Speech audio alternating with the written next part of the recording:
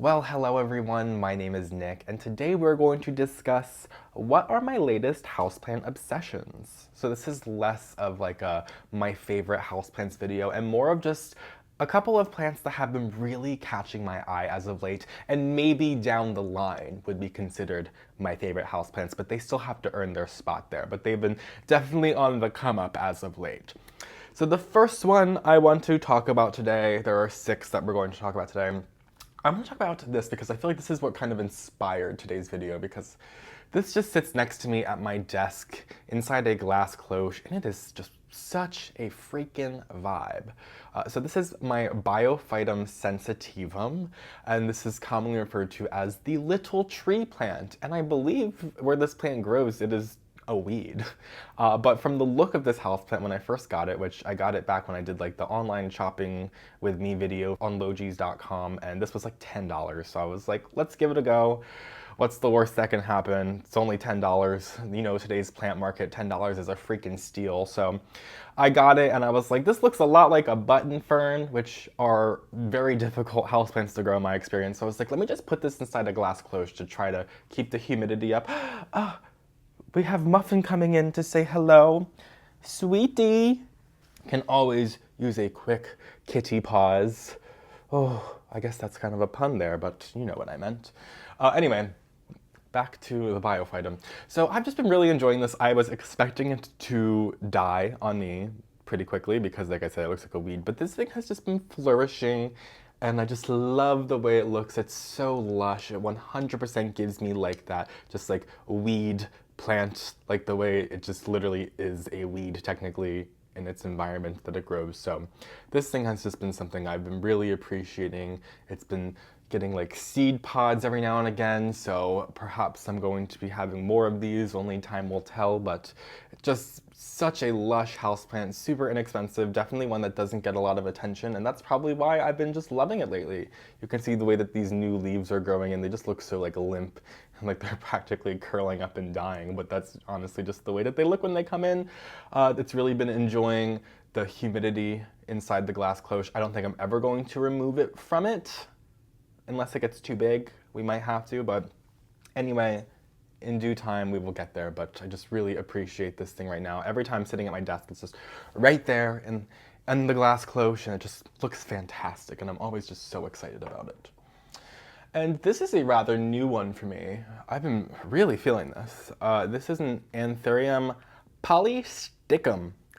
This looks like a cross of a schefflera with like a marijuana or hemp plant. It is just so cool. It does not read Anthurium to me whatsoever, but I'm really interested in the way that it grows. If you can see these 2 main stems right here, it grows like a vine, like an upright vine. I'm so confused by it. I'm not used to growing any anthuriums like that. I only have a couple of anthuriums in my home. This one is a total outlier in comparison.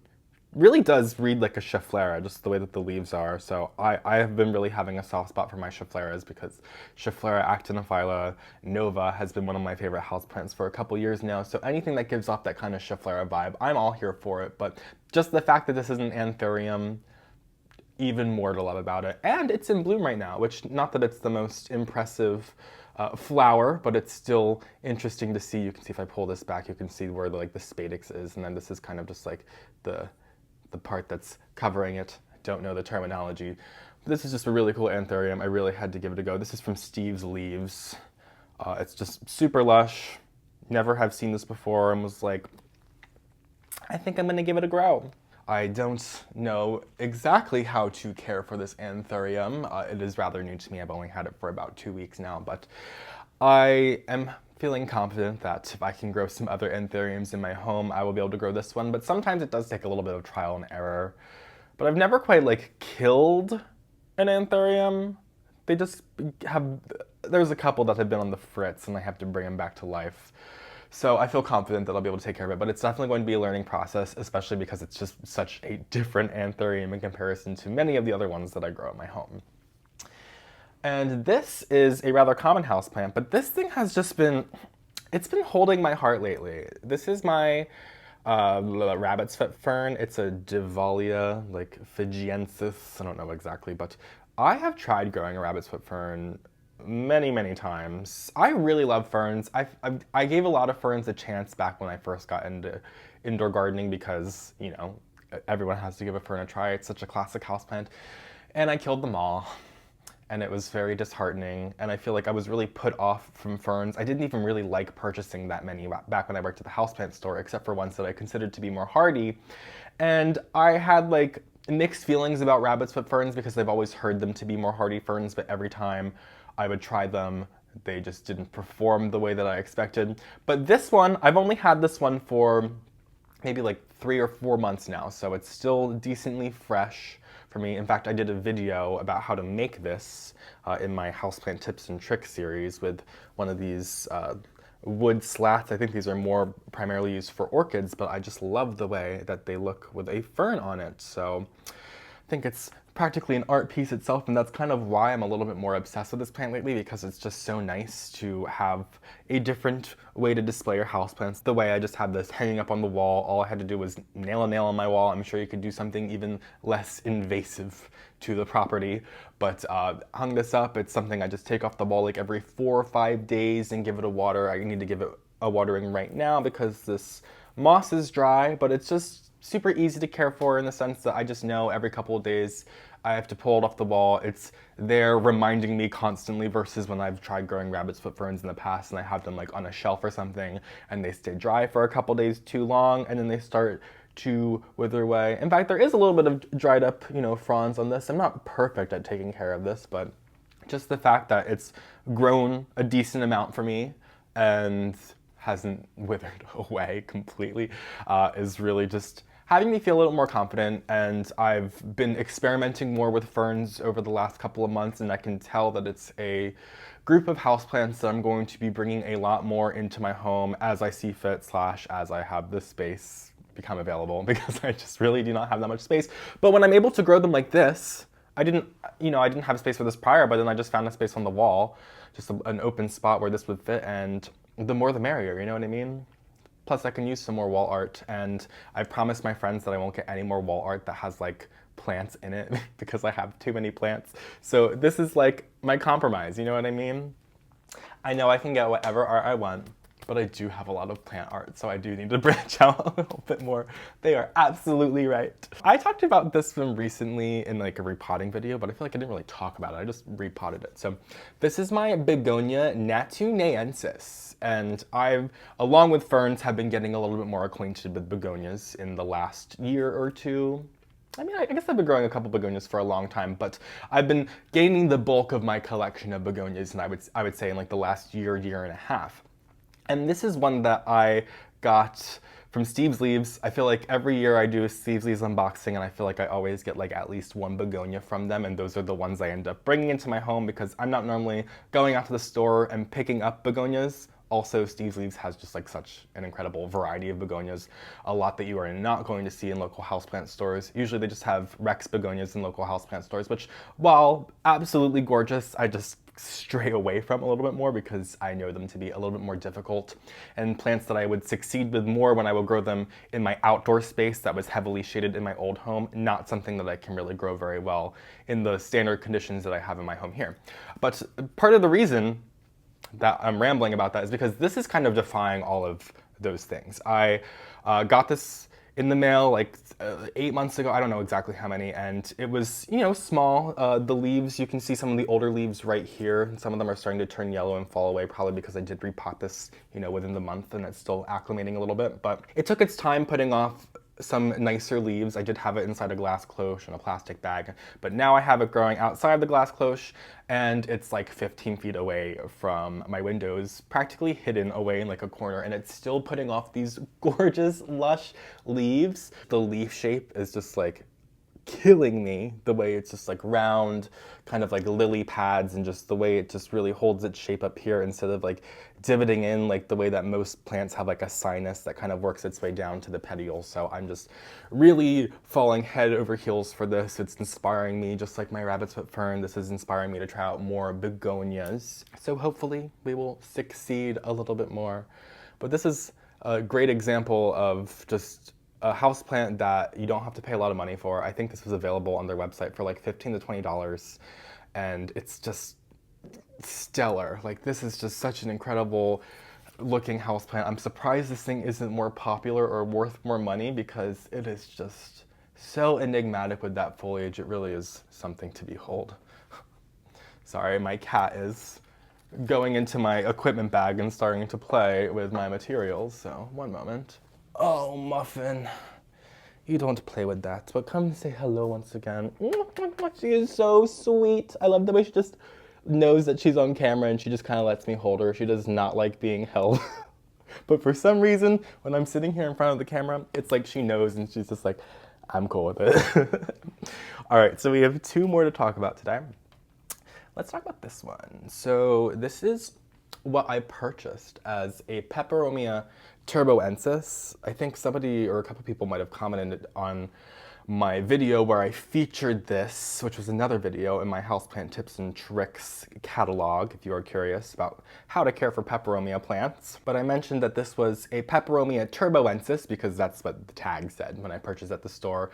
And I might be a little naive sometimes, but I like to believe that what I'm purchasing is what it is. But I also admittedly know that it doesn't look exactly like a turboensis. I just assumed that the growing conditions were a little bit different. But as I was saying, some people suggested that it's not a Peperomia turboensis, that the grower is mislabeled or purchased it incorrectly, or I don't know what the deal is. They're selling it incorrectly, probably unknowingly. I don't think they mean any harm by that, of course. But this is what is actually I'm not sure if this is the true name, but this is like what I found on Google. Peperomia dragon skin. I've also seen people say like dragon scale, but I can't find anything about that. I think that's just like the alocasia. So we're loosely gonna call this Peperomia dragon skin. Let me know in the comments if there's any more valid information on that. I'm very curious. But this thing's been growing really well for me. I did grow a turboensis in the past. I was kind of excited when I found this because, backing up a little bit, I had a Peperomia turboensis in the past for a couple years. It grew well for me, but I kind of like shoved it in a window when I moved here and it dried up a little too much and it completely died. So I was like, no harm done. I'm sure it's a little bit easier to get your hands on nowadays. I was at a houseplant store in the area and they had some beautiful Peperomia turboensis in 4-inch planters, but they were like $35, which honestly checks out. That's not even like really a bad deal for like the size of the plant. But I was just like, I don't feel like spending that. Like, you know, I always talk about Peperomias being inexpensive houseplants. I wouldn't personally spend like over $20 on a 4-inch pot of Peperomia. So I was like, I'm gonna just wait on that. And then I found what was labeled as turboensis at another houseplant store a couple weeks later for like $7. So granted, it's not a turboensis. I'm still in love with it. It doesn't mean I like it any less. In fact, I think it's kind of cooler because I didn't even know this Peperomia existed. So like I said, Peperomia dragon skin. It's actually been growing quite nicely for me. It's only, it's got two like branches. It's just one plant, but it has two main branches and you can kind of see that they're each putting off new growth for me pretty nicely since I purchased it, so I'm pretty thrilled about that. I know it's sitting inside this planter, one that I made back when I did pottery, but I'm just gonna leave it inside its plastic nursery planter for a decent amount of time, as that's one of my main tips that I like to share about caring for Peperomia, particularly when you are caring for ones that have more succulent stems and grow upright, which turboensis or dragon skin would absolutely count as those. I usually like to leave them inside their nursery planter for practically indefinitely, but not always indefinitely. Like, this is a small ass planter. I'm gonna repot this like probably in a year, but I see myself leaving it inside this plastic planter for the entirety of this upcoming growing season going into the winter. So I'll probably go ahead and pot this in like a 4-inch pot next spring, seeing where we're at. But there's always the chance that it might grow a little too much and become a little too top heavy, and I might have to do something about that. So we will cross that bridge when we get there. But I'm just so thrilled to have a new Peperomia, even if I purchased it incorrectly, and can't be mad because, like I said, it was like dirt cheap. $7 these days for a plant is just nothing, especially when you're buying a more out there house plant. So yeah, I'm super thrilled about this. I'm hoping it's going to continue to grow well for me, but we seem to be on the right track. It's really cool though. It really looks like a larger leaf version of like Piccolo Banda, Peperomia alba vittata. I feel like that sounds like gibberish, but some of you probably know what I mean. And last but not least, we're going to talk about this lovely looker right here in the penis pot. I think this is by Aloe Frost. And one of my subscribers, Dawn, gave this to me a couple years ago. Thank you so much, Dawn. I really appreciate it. And it's had a couple different plants in it, but now it is, I think, permanently going to be having this Euphorbia leuconeura in here, which I think is commonly called like the Madagascar jewel. But I just really am obsessed with this plant. I wasn't like thrilled to have this in my home at first. To break the fourth wall a little bit, I got this in one of my unboxing videos, and usually when I'm doing an unboxing video with a company, they will send me a list of the houseplants they're sending me, and I remember seeing a Euphorbia on the list and being like, I have a cat, those are kind of poisonous. I just got rid of my other Euphorbia that I had in my home because it was getting a little overgrown. I didn't have a great place to put it, and I just didn't want it anywhere. Not that my cat chews on my plants or anything, but still, I just don't love the idea of keeping more toxic plants in the home. And then I saw this when I opened up the container, and I was like, I think I have to keep it. So I just go out of my way to keep it somewhere my cat doesn't check out ever, and which is just on the shelf behind me here. She doesn't bother with it ever. Not like I said, she doesn't even chew on the leaves of my plants. So it's not something I even really need to be concerned about, but in case you are concerned about me having a Euphorbia in my home and a pet, trust me, I'm doing everything I can, but she does not pay any mind to this. The issue with it is that if I were to like break this leaf or cut the leaf or snap the plant or anything, there's like a latexy material that is very, very poisonous. It's not good for you to get it on your skin. If you're handling these and you have to handle the latex, I would wash your hands immediately. I would keep it away from your face, particularly your eyes and your mouth. So you do have to be mindful. This is not a great houseplant in terms of that, but I think everything else about it makes up for it because it's freaking gorgeous. And I don't know if it's gonna hold on to this white coloration as the houseplant grows even larger. I could see this as being a houseplant just like my other Euphorbia that I had for a couple years and had to get rid of. It did grow to a decent size, and you know, as this is a poisonous houseplant, once it gets to a decent size, I'm probably going to give it away to one of my friends that doesn't have to worry about the same things I have to worry about there. So once again, for the 5th time, I think I've said it, we will cross that bridge when we get there. But for right now, I'm just really, really enjoying this. It's put off a decent amount of new growth since bringing it home, so I'm kind of surprised at how fast of a grower it is. But I'm thrilled to see how this one looks in a couple of years because, like I was saying, Euphorbias really get to feel their space. At least some of the ones I've grown, they are not shy growers. They are quite vigorous. So even in just the couple months I've had this, you can see pretty visibly the new growth that has come in too because it's all lighter green in comparison to the darker green foliage that had grown in the greenhouse before I had this plant in my home. And as this is a Euphorbia, I think this can handle a wide array of light conditions. I feel like most people are growing Euphorbias in like bright windows, east, west, south-facing windows. I have mine growing under the grow light here just because I don't want it down at a level where my cat is. So I'm just gonna personally be growing it under a grow light or out of the way. But as you can see quite clearly, it doesn't seem to matter at all. In fact, I can imagine these getting like a little bit burnt just from how leafy they are, but I could be misspeaking there. I feel like they can really handle some good sunlight, but this, just how large and green the leaves are, I'm not really used to that with Euphorbias, so I think I'm just starting to ramble on at this point, so I think this is where I'm going to cut it off. I do want to let you guys know, too, I feel like anybody who's still watching are the people who genuinely care. I feel like anybody who doesn't care will probably clicked away at this point. I'm going to do a soft launch right now of my Patreon page. I'm going to do like a full launch. I don't know when, actually. I will do like a full video just explaining everything in depth. But if that is something you're interested in, you can currently go over to my Patreon page, which I will have a description below to the link. There are 3 different tiers that you can sign up for. The most basic tier is lovingly called the Peperomia tier, or you will become a Peperomia patron. And for $4.99 a month, you will get access to all of the video content that I'm going to be posting on Patreon. So it's going to be more personable content. Right now, as of this soft launch, there are 2 videos waiting for you over there. One is a more behind the scenes unboxing video, and another is a series that I'm going to be starting that's called How's It Growing?, which is like a vlog style series where I just go around and we are going to see like every week or 2 what new growth is going on in my home. The goal is to discover something together, which we do in the first video, so it's exciting.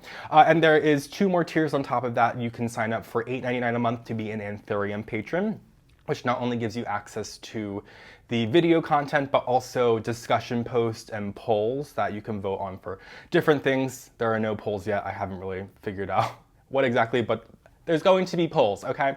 And then if you would like to be an all-star supporter, you can sign up for the Monstera patron for $24.99 a month. You get everything included with the Anthurium patron, as well as a monthly shout out here on YouTube.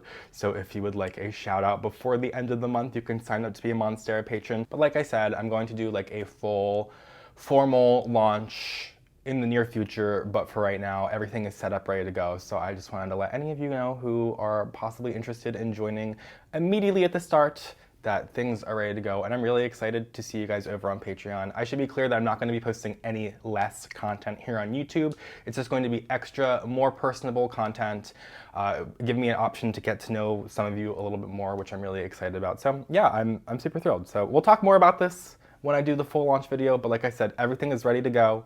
So if you want to sign up, please feel free to, and I'm super excited about this whole little journey. So thank you all so much for joining me today for my latest houseplant obsessions. If you don't already, follow me on Instagram at PhillyFoliage, subscribe to my channel, and I will see you guys in my next video. Have a great day.